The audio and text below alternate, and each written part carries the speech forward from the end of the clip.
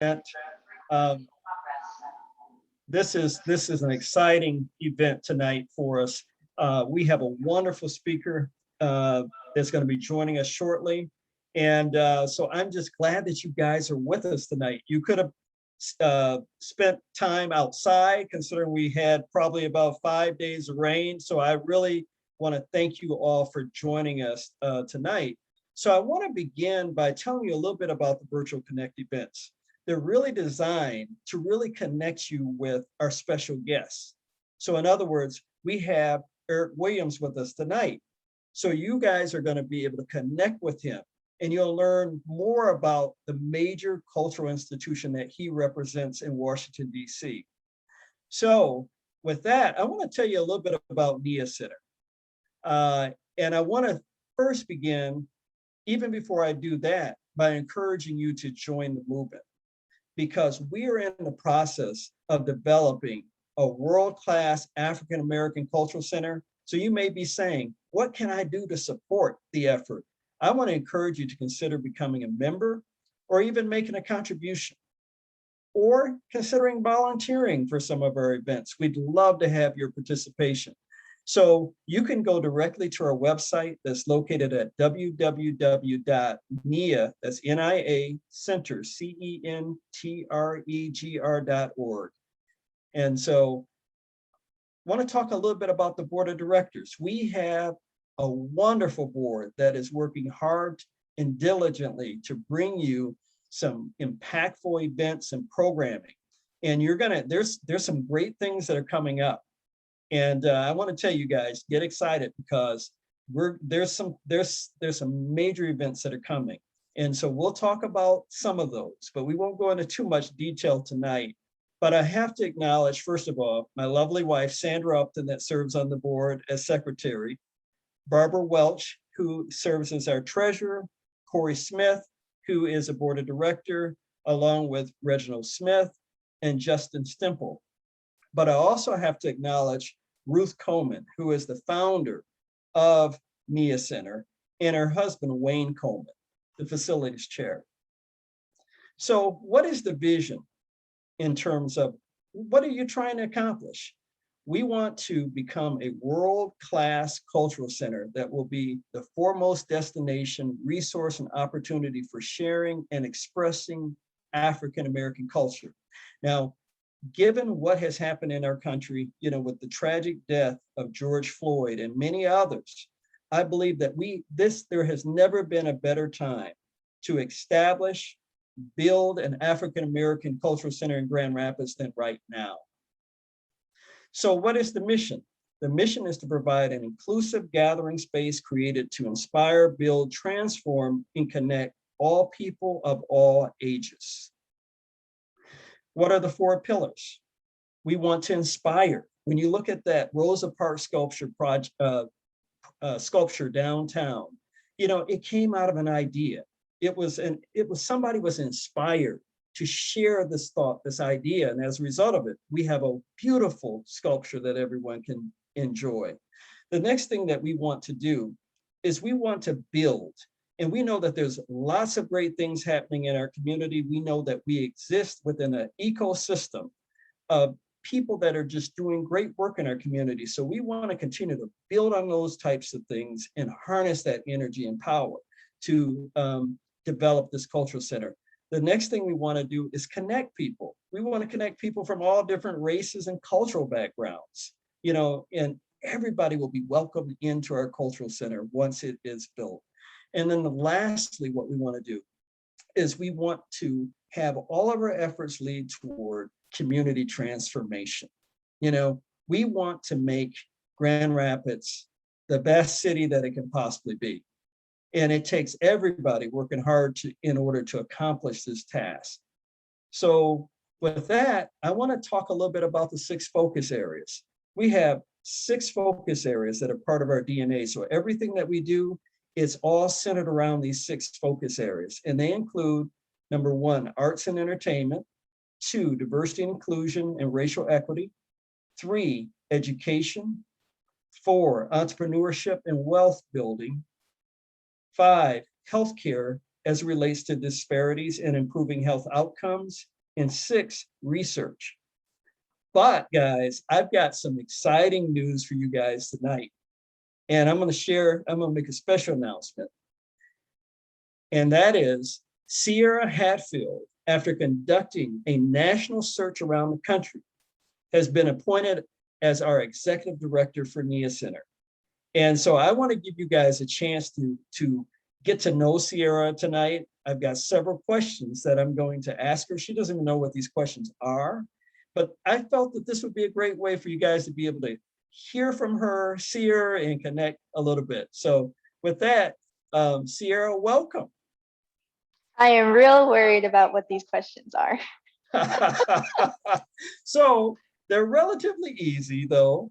I want to ask you to take a few moments and share with our virtual audience tonight what really attracted you to this position, and then talk briefly about, tell us a little bit about yourself.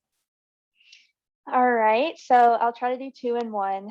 So I was born and raised in Kentucky, and it was there in my hometown in rural Appalachia that I really got into performance arts that involved the community, that was, completely designed and led and performed by community members discussing issues that, were affecting rural Appalachia. And just the purpose of those displays of art was to have those conversations and to just get people talking, acknowledge that there is a problem, and now what are we going to do about it, because it's a we problem.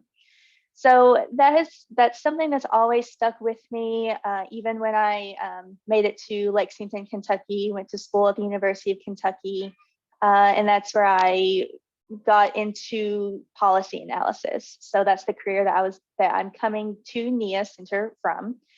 And what really attracted me about this position is that I am now able to combine my skills and expertise as a policy analyst with my passion for performance art, cultural art, art that brings people together, that is just presented by just, regular everyday people. And so, when you ask me, what in a sentence or less, why am I here at NIA? And I think that the answer to that is the NIA Center is just the perfect storm for me. And I just really want to give back, use my skills, and really, lead a mission that I believe in with all my heart. Well, the next question, Sierra, is this: what is your vision? And, as you move forward in your role in the days ahead, can you share a little bit about what you're envisioning? Yeah, so my vision as executive director is to really, have the community involved in everything that we do. So right now, the first thing I'm working on is I want a really nice youth engagement program. I've been speaking with a lot of local university representatives. One day I would like to expand to maybe even get some high school students, because anything that can help a young person, get those skills to get a higher education, or to help them, in the career path that they choose, because it's a two-way street. We get some young adults in to help us out with our mission, and then in turn they get to say they were a part of a huge effort to build an African American cultural arts center in the city of Grand Rapids. And I think that would just be really great. So starting with that youth engagement program, and then thinking about how can we diversify our programming so that our programming is what people want to see, what they want to engage in, and what they can support. Well, I want the community to know, our virtual attendees, that Sierra has hit the ground running since she's arrived. She's been in Grand Rapids for 3 weeks. She's already given 5-6 interviews. She's been meeting with community leaders and just making those important connections throughout our community. So that really speaks a lot of her ability to be able to reach out to people and really draw them in. And so to work on a larger task and a larger goal, such as building an African American Cultural Center. So with that, Sierra, I've got one more question to ask you. And we understand that you are a foodie. and I've been informed about it. And so what I would like to find, and I'd like for you to share with our audience tonight, is what are your two favorite dishes that you just love to make? That I love to make. Okay, well, the problem with that, Robert, is that I can't cook. So Well, let's say, what are your two types of foods that you like to go out into a nice restaurant and enjoy? if I'm going out to a nice restaurant, so I'm a Southern girl, I gotta have my shrimp and grits. Okay. I'm really happy. I've already been to 2 restaurants in Grand Rapids that have shrimp and grits. So I'm really excited to see what else y'all have. So that's one. And then, I also have a sweet tooth. So if Okay. anyone has any recommendations to where to get a good piece of dulce de leche cake or tres leche cake, that's what I meant, tres leche cake. So guys, put that in the chat box. Any suggestions that you have for Sierra, and if you guys would like to connect with her, I encourage you just to contact our office. If you go to our website, you can certainly contact her and schedule time to meet with her. I know she would love to meet with you. Sierra, I know you're going to share a link tonight, and you want to talk a little bit about that? Yeah, so I plan to share a couple of things with our attendees tonight. The first thing that I'll be sharing once we get started here in a minute is a link directly to our membership form. I'm hoping that maybe we can get some of these familiar faces here with us tonight to maybe join the movement. I'm also going to be sharing a poll for the audience once we get started related to our very first question when we get started talking about Juneteenth. And I would just encourage everyone to keep an eye on the chat if you can. I'll try to post some things related to our mission, related to what we're talking about today as well. Well, Sierra, thank you so much for responding to some of these impromptu questions that I asked you tonight. But with that, we're going to transition. I'm going to ask Eric to join us now. And I want to tell you a little bit about Eric as he prepares to join us. Just to give you a little snippet, because I could probably continue reading about Eric's accomplishments for at least an hour. So I am going to share a snippet of a little bit of information about his background. Eric Lewis Williams is the curator of religion at the Smithsonian National Museum of African American History and Culture in Washington, D.C. Williams holds a Bachelor's of Arts degree in Communications and Sociology from the University of Illinois at Chicago, a Master's of Arts in Theological Studies from McCormick Theological Seminary, a Master's of Divinity degree from Duke University, and a doctorate of philosophy in religious studies from the University of Edinburgh in the United Kingdom. Williams has taught history, religion, and African American studies at several institutions, including Western Theological Seminary, Ashland Theological Seminary, Iowa State University, Shaw University, Virginia Union University, Boston College, and last but not least, Harvard University. Williams' research and scholarship have taken him to the continents of Africa, South America, Europe, extensively throughout the United States, Mexico, and several Caribbean islands. Williams considers himself to be a transatlantic commuter, a collector of words, and an emergent jazz man in the world of ideas. So with that, Eric, we welcome you to our Virtual Connect event. Thank you. Delighted to be here. So with that, I know we're going to just dive in the interest of time to some of our questions. And I know Sierra has a question that she wants to ask. And so we're going to get started if you're ready. Yes, so my first question is actually for the audience. So I'm going to ask our audience to participate in a quick poll. And the question is, what does Juneteenth mean to you the most? So I invite you to answer this really quick question. What does Juneteenth mean to you? family, community, history, summertime, equality, or something else? And I can kind of see on my side who is voting. I'm just going to give it, 10, 15 more seconds and see who's paying attention. That's a great question. And while we're doing that, Eric, I can go ahead and ask you your first question. It's related. So can you talk about the historical and cultural significance of Juneteenth? Because as we can see by this poll, that most of our participants, to them, Juneteenth does mean history. So what can you say about that? And so thank you. First of all, I want to thank you so much for this opportunity to be with you tonight in Western Michigan, which is a place that I love and will continue to love.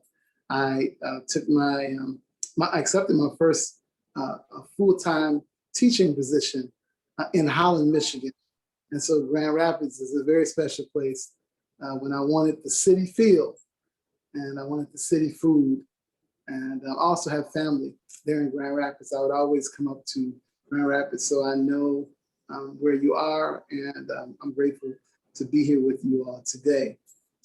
So when I think about Juneteenth, I think about truth and about knowing the truth. As many of you may know, that in 1863, the president signed the Emancipation Proclamation. However, there are stories about people, slave owners in the South, who instead of releasing the captives that they had, they killed them. There were others who allowed them to continue to work and did not let them know that by decree of the president, that they had to let them go. And so they continued in some places to enslave the Africans who now were free. However, we know that in 1865, General Granger goes into Galveston, which is one of the last holdouts, and with the troops, and announced to them that the truth is you don't have to stay here anymore. Which, of course, it was the best of times, but it was also the worst of times. Where do you go? What does that mean for family? Which I'm sure we'll get into these questions later. But it's about equality. It's about history. It's about community and new forms of community that were created and that are created. And so, but it's about truth, and it's about freedom, and it's about liberty and liberation. Eric, I have a question for you. Many African Americans during the month of June hold the family gatherings and reunions.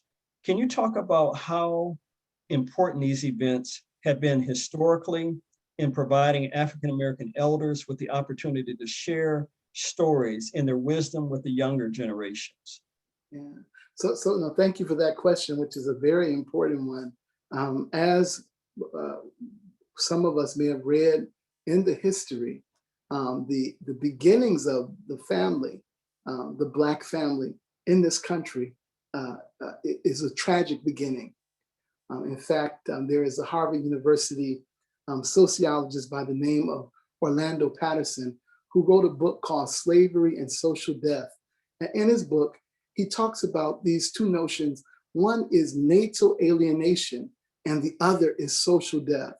And what Dr. Patterson seeks to get at with this idea of natal alienation is when we talk about the beginnings of the Black presence, which was involuntary in the US, that the Africans were torn from their past.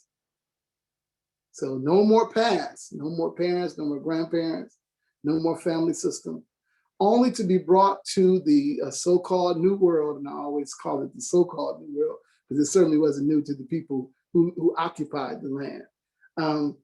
only to be brought to the New World, the so-called New World, to see their children sold on auction blocks. So no more past and no more future. And so Patterson says that nature alienation that happens, it occasioned a kind of social death.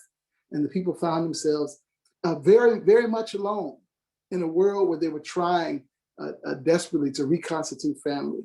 And so this whole tradition of family reunions within the African American experience and how deep it is a kind of dogged insistence that we are going to be a family, we're going to have family, and nothing can take us, nothing can separate us. And so family reunions in many families is a very deep and serious thing.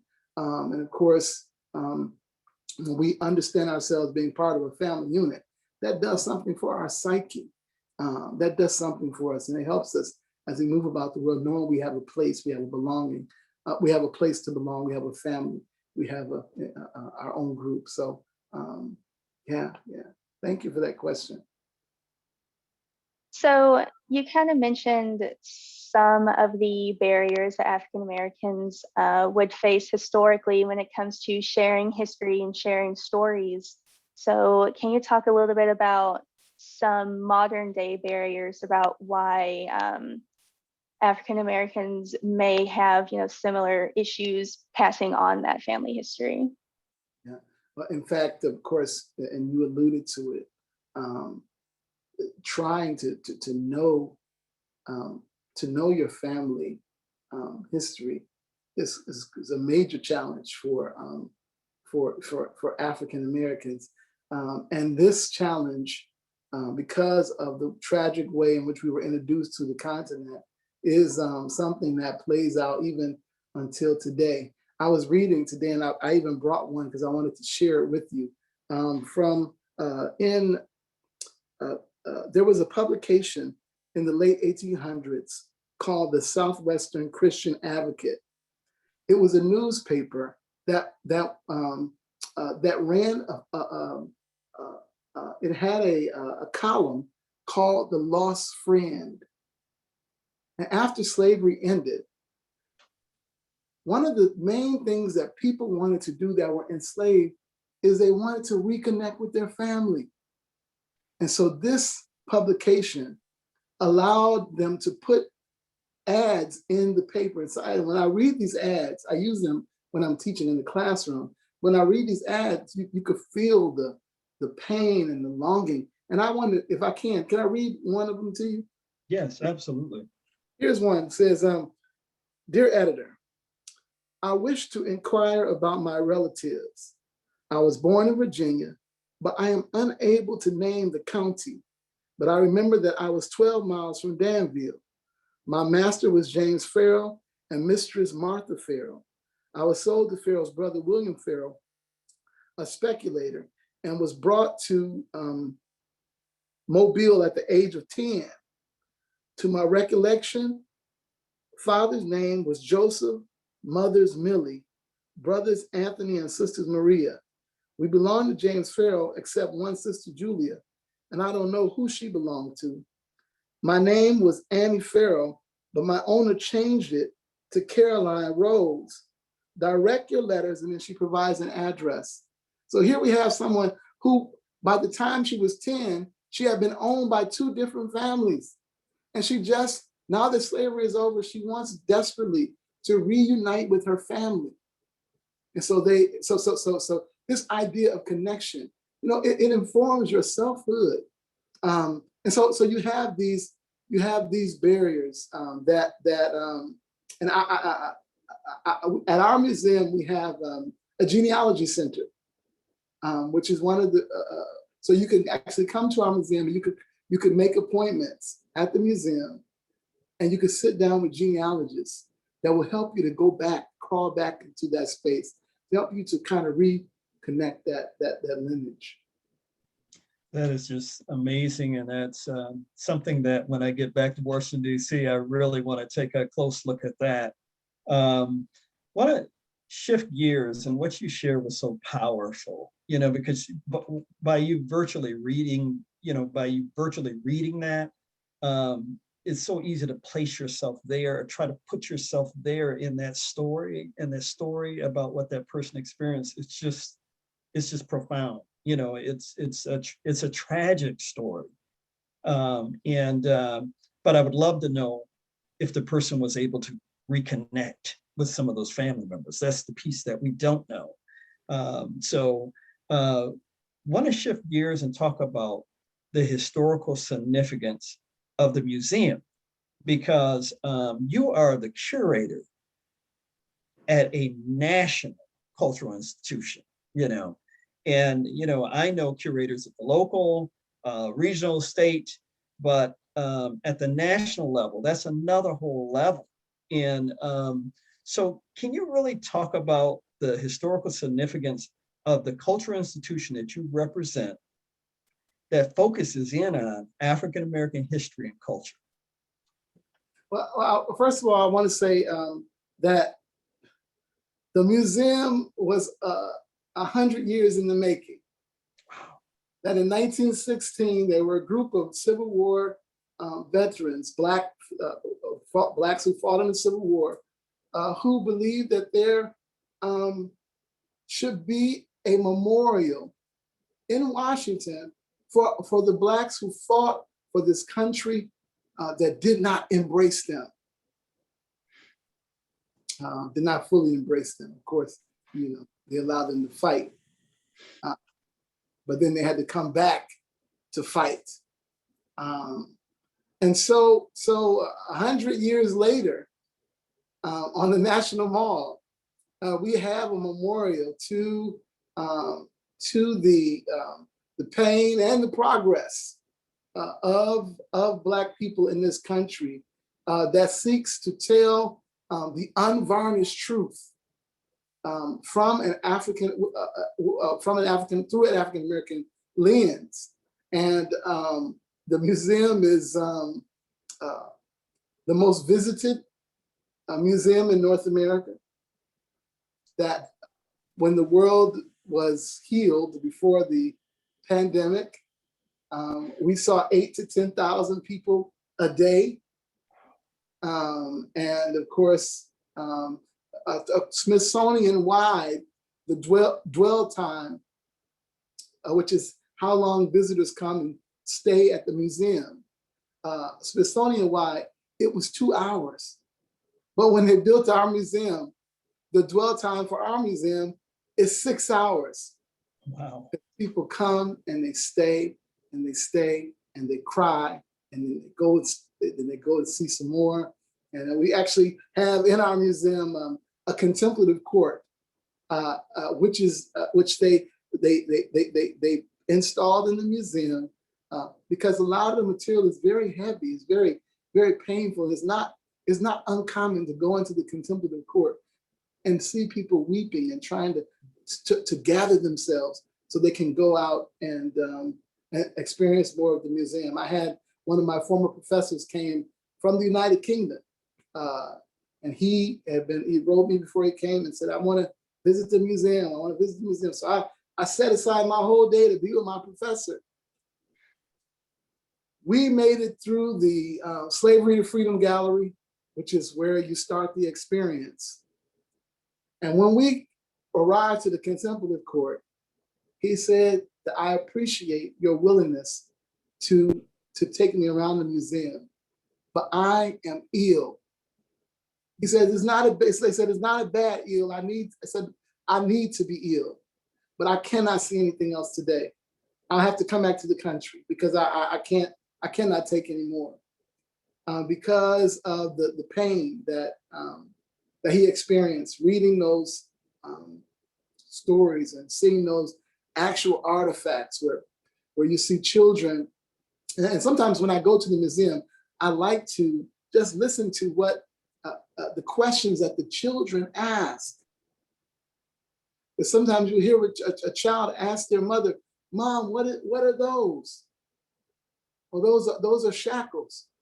They use them to bind the slaves.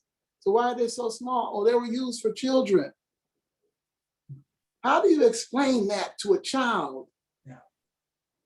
And so that's the kind of place it is. It's a total experience. I'm sorry, I'm going to take a long time with this question. This last thing I'll say is there is in our museum the casket of Emmett Till, the actual casket he was buried in is in our museum. And there's a video where in the Emmett Till exhibit where Emmett Till's mother is actually speaking.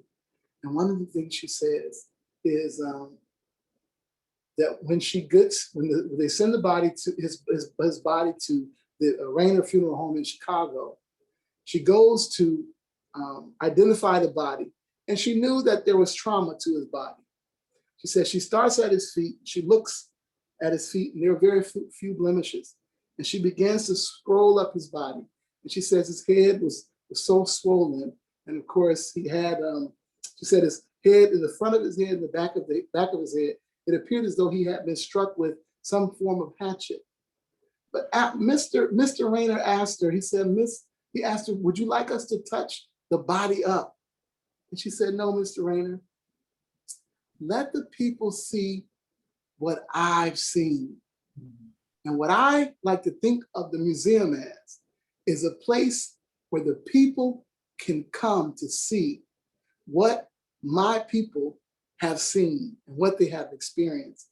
And in the words of that old Negro spiritual, nobody knows the trouble that I've seen. Well, that's incredibly powerful. I don't even know what to say to that. So you kind of touched on this already a little bit, but I'll just, give you another chance. If there's anything else that you'd like to say. So we know that there is racial unrest in this country, and that unrest and those tensions and those traumas, they've never gone away. So my question is, the museum is a place where people see this. It's a place where that history is on display. So can you talk a little bit about where does the museum stand in the current climate? That's a very, very good question. Because our former director, who is now, of course, the secretary for Smithsonian, Lonnie Bunch, one of the things that he said to us is that this museum is an activist museum. That history is not, something that happened, years and years ago, but we are participating in history every day. And so questions will often arise about during for instance, during the election, during Black Lives Matter, our curators were on the ground, and we were collecting because those stories need to be told, and they need to be told from this place. And so that's the kind of slant that we take. We don't shy away from the pressing issues of our time, and that is what makes our museum so relevant. Because we're not trying to, hide our head in the sands of the moment, but we want to really lift these things up. And then, of course, the exhibits, that's one part of it, but also the public programs. Through our public programs that and of course, we don't only do our programs here in Washington, but we take them on the road. We take our programs outside of the country. I have been, fortunately, thankfully, we co-sponsored an event in Brazil, a conference in Brazil, and then of course our center, the center that I'm in, the Center for the Study of African American Religious Life. I've also gone to Ghana to represent the museum, and so those kind of opportunities come, and the world knows about the museum. And they know about the kind of stories that we're telling and the kind of beacon we're trying to be for truth and justice. And so we're invited to come into different places. And that's why I'm so grateful to be here with you all tonight. Well, Eric, with that, I want to shift gears to focus a little bit on NIA Center's efforts to place an African American Cultural Center in Grand Rapids. And so my first question is this: how do you believe that NIA Center as an African American cultural institution can add significant value to the lives of residents and visitors to our city? Yeah, so one of the things is, my father used to, there was a scripture my father would always quote. He would say, charity starts at home and then spread it abroad,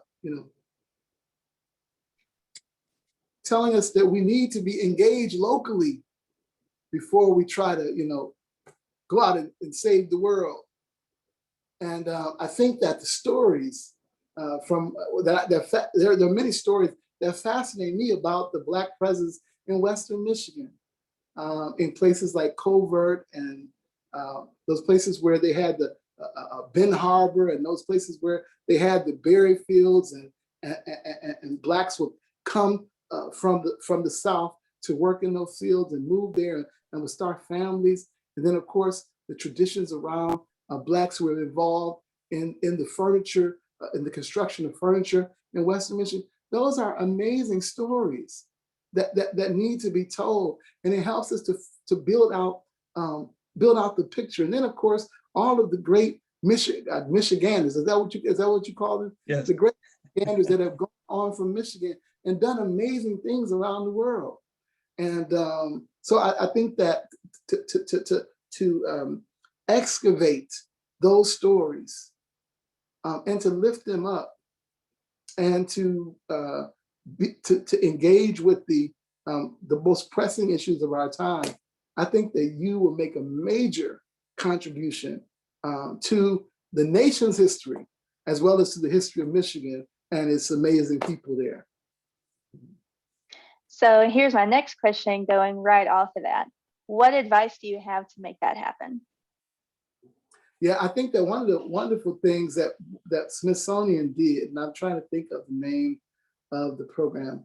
We had a program, I think it was called Treasures, and we still have the program going now, where we engage in these community curation events.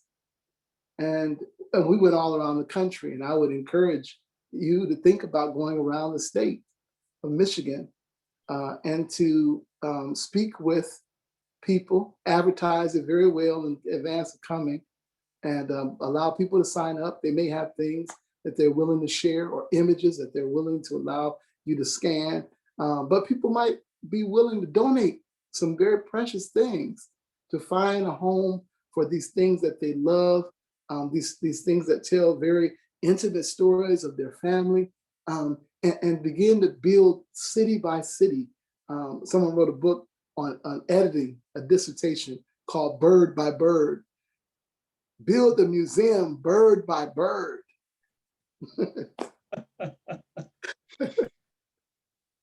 I've got another question for you. How important is it for an African American cultural institution to have adequate physical space to serve residents and visitors? Yeah, I think that's of utmost importance, because the museum, it's a good thing, and I've been in many very nice museums around the country and around the world, really.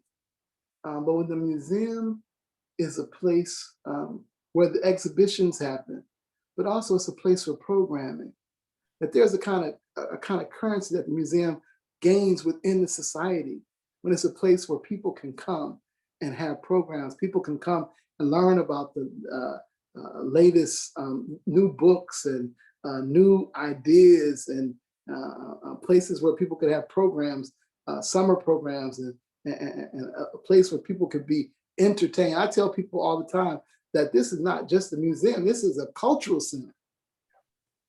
We have, when the earth was in the previous mode, we had events happening all the time. When they premiere some of these Black film, they would show, we would see them often before they were announced to the world. But it was that kind of place. And it was also a place where people who had their own celebrations, and they were looking for space to have their own celebration and wanted to have it in a place that had, that told these kinds of stories and had this kind of cultural significance. Our museum also was a place where we had, where people would often rent for different events, galas, weddings. Well, I don't think we didn't have any. I think the Smithsonian has recently passed something that said you can be married in a museum. But before, when the museum was open, we did have one wedding that was unauthorized. A gentleman and his fiance came to the museum, and they went to the contemplative court. And they, I don't know, maybe she went in the bathroom or something. But when she came out, she had on the wedding dress. There was a minister there that performed the ceremony.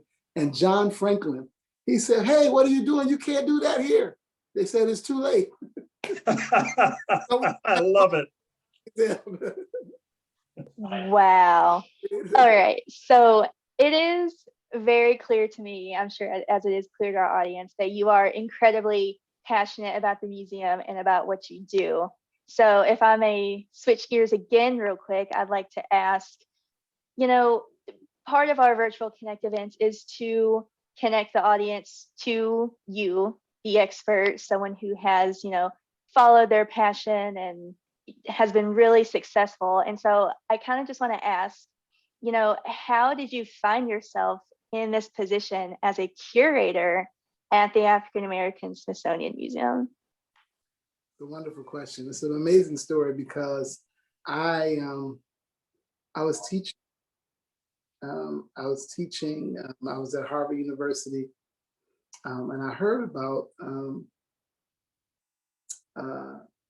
someone told me that they were looking for a curator of religion at the National Museum of American History. I said, "Really?" A few months earlier, I learned about a gentleman by the name of Rex Ellis, who eventually became my boss, but he was trained as a religionist, but he worked in the museum world.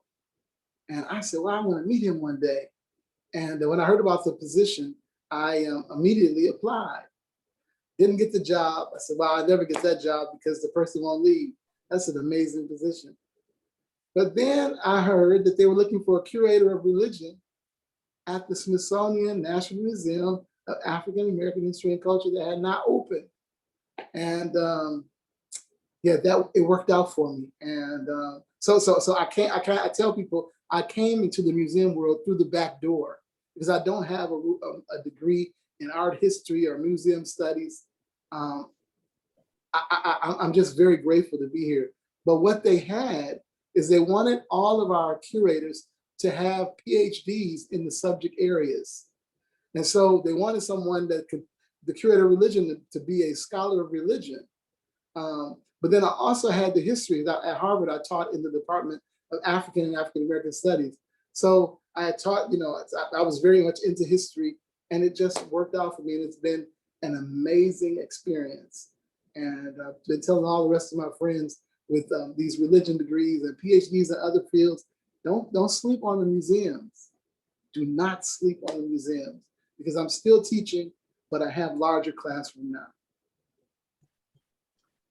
Eric, I have a question for you, because I know someone's watching and they're saying, what does a curator do? Can you talk a little bit about that? What do you do as a curator in your role at the museum? Okay, no, that's a great question. And I'll tell you, first of all, it's a very exciting kind of work life, because no 2 days are the same. I have to do my meetings and stuff like that. But as a curator, the exhibitions that we conceive of them, we also, there's exhibitions, there's collections where you go out and you acquire artifacts, which allows me to travel quite a lot. For instance, if say that if someone were to tell me that Bob Marley was my grandfather, and I have his Bible, and I want to donate it to the museum, I usually will go out to see to meet with you and to talk to you about to kind of actually look at the actual Bible. And then, of course, we will sometimes there's certain artifacts that we go and we bring ourselves, or others we have shipped to the museum. So there's traveling for collections, but also I do a lot of speaking at universities, at colleges, at churches, at museums. I even spoke at one law firm. I spoke for the FBI. Spoke for the EPA. Brought me in to talk about Black history. Spoke at one funeral home. So when I first took the job, I was talking to a friend of mine who's a dean at a university, and he told me, Eric, if you take this job, it will make your scholarship much more public than if you were to stay at Harvard University. So Harvard is a great place, but Eric, if you want your scholarship to be public, go to the museum. And it's been wonderful. It has been so exciting, and I'm loving it. So if you are thinking of a vocational shift, do not sleep on the museum. Do not sleep on the museum. I almost think we should have that printed on a t-shirt or something, Robert. It sounds good to me. So in the last 10 or 15 minutes that we have with you today, I would like to open it up if there's any questions from the audience. If you do have a question, I invite you to type it into the chat, and then Robert or I will read it off, and hopefully we'll get some questions going in the chat. While we're waiting for those to come in, my last question for you, Eric, is what African American historical figures have impacted your life the most? Yeah, I'm fascinated by so many, but of late I've fallen in love again with W.E.B. Du Bois and his sobriety, his commitment, and his sobriety. I was in Ghana, and I went to his the Du Bois Center where he's entombed there, and but I recently came across a quote by Du Bois that I shared with someone yesterday, and it was a quote that he made prior to leaving for Ghana, where he said he said something that was so real. He said that I'm leaving for Ghana in October, I believe he said, and I have made no plans to return. He says, chin up, fight on, but know that American Negroes can't win. That all of the things that he had accomplished, all of the fighting he had done, all of the wonderful scholarship he provided, that he got to a place in his life where he wanted to. But he did encourage people to still fight. Mm-hmm. But he said that his fighting was over. And he went to Ghana, he never retired. I've been reading his letters lately. And I'm so inspired and so challenged by his letters. There's a letter that I recently came across that he wrote to his great-grandson. And it almost moved me to tears. His vision for what the world could be and his vision for human potential. Du Bois is one. Frederick Douglass is another major hero. The breadth of his journey, his life. I would like Barack Obama.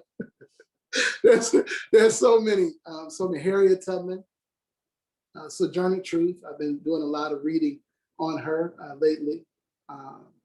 These people who had they were bold as lions. and they were sold out for the liberation of their people. And yeah, so I'm challenged by them today. Eric, we've had several questions come through in the chat. One of them is, what are some of the biggest mistakes cultural centers make? How do you make sure we are having the biggest and the most meaningful impact?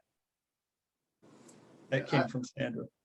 Okay, so I think that my response to that is that I think that it will be good very early to build up your volunteer force, because sometimes, and it doesn't take much, and you already know this, to burn out and to overload, but the labor needs to be divided. If you find some good folks with the burden, that want to see the museum flourish, I think that it will carry you a long way. And then of course, the other thing is that no institution is an island. That strategic partnerships are key. Partner with people who are interested in education, interested in healthcare, interested in health reform. These different institutions within our society, our communities, because you share many of the same burdens. You carry the burdens, and many hands makes the load light. And yeah, I think that those partnerships and I think those volunteers are going to be crucial. Eva Lachey asked a very interesting question, and it's this: if visiting the museum and you have limited time, what 3 exhibits would you absolutely need to see? Woo!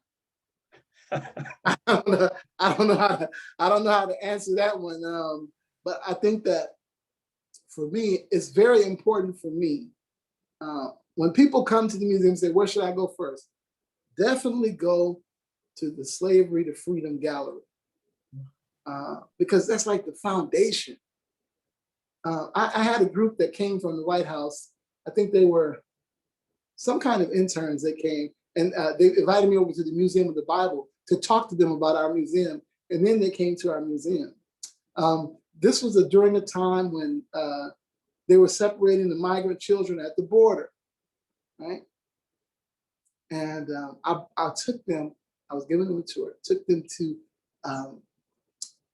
an auction block that we have in our museum.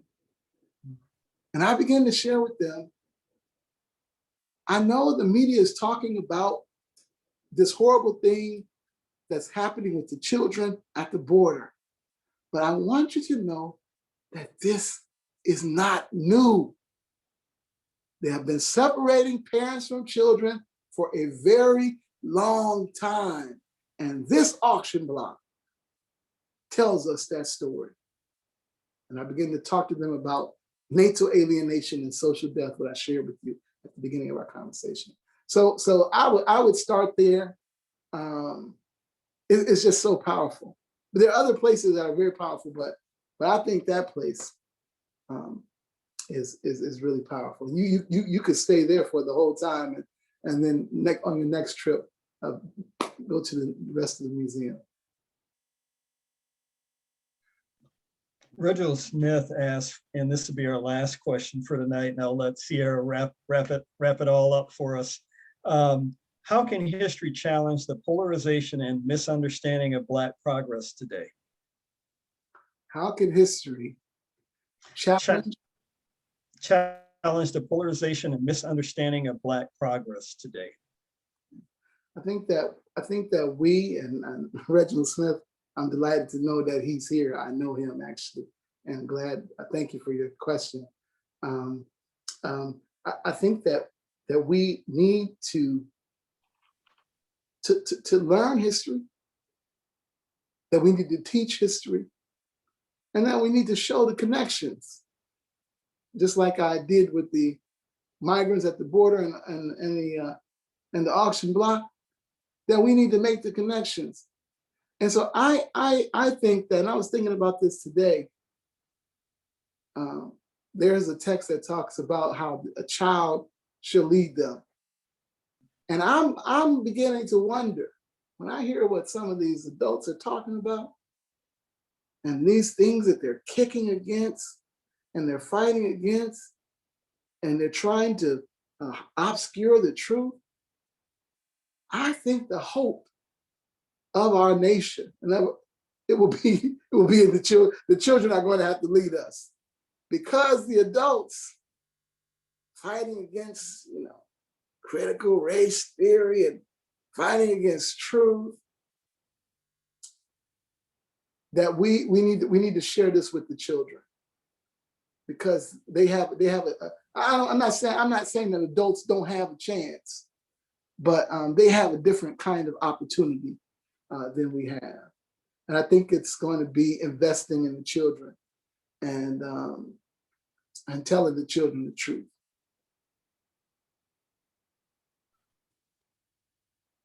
All right, well, Dr. Eric Williams, I just want to thank you again so much for being here.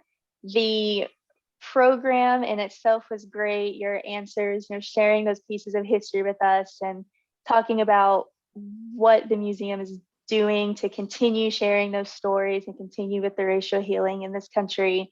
It was truly inspiring, and so happy you agreed to be here.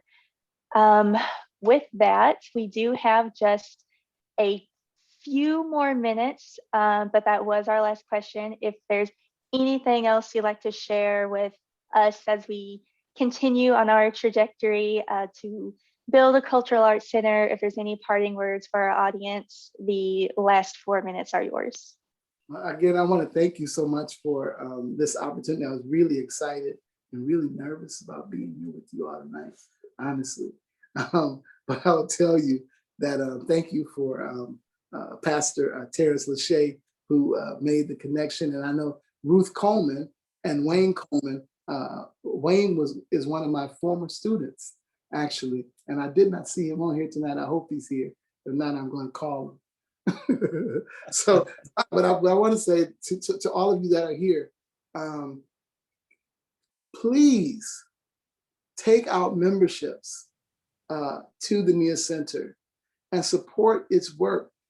Get in on the ground level and engage the people and let people know about it, and invite your friends to its events and build it. It's yours. It's for your children. Build the museum. Do not sleep on the museum. Thank you very much. Thank you. And thank you to our audience. Thank you all for your questions and for coming out and joining us tonight. Thank you, Robert, for being an excellent co-host. Even though according to the Zoom settings, you are the host and I am the co-host. I'll let it slide this time. And thank you to you, Sierra. Superb job. Thank you. All right. Thank you all for coming. This recording will be up on our social media, we'll say by next week. All right. Thank you. Thank you. Have a great evening.